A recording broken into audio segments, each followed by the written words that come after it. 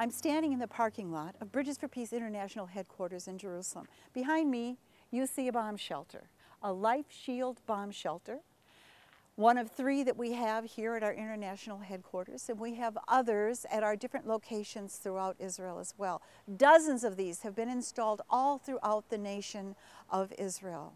And how grateful we are, because just a few minutes ago, for the second time in just a few days, our team here at headquarters has had to run for those shelters, run for protection and safety as the sirens went off and missiles shot by Hamas from Gaza, Israel's enemies, raining down upon Jerusalem, the city of the great King.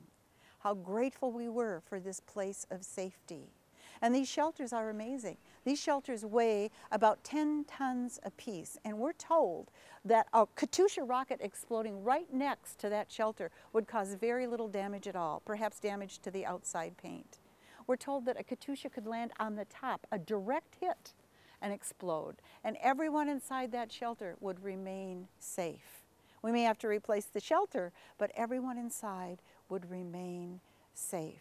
And we've outfitted the shelter according to the instructions given us by the IDF Home Front Command. Inside we have water, we have a lantern, we have a first aid kit, we have granola bars, and most important of all, we have a Bible. The Bible is what we sat and read and what we quoted just a few minutes ago as we all huddled in that shelter. After running from our various offices faster than we ever thought we would be able to run, adrenaline coursing through our veins, running into that shelter. And just as we close the door, we hear the explosion. We feel the ground shake beneath our feet. How grateful we are to be inside of that shelter. And it took us about 90 seconds. Now, in the rest of Israel, they don't have that luxury. 90 seconds is too long. They only have 15 seconds. 15 seconds. Whether it's an old age home, a kindergarten, a school, a synagogue, a park, they have 15 seconds to make it to the shelter, to make it to safety.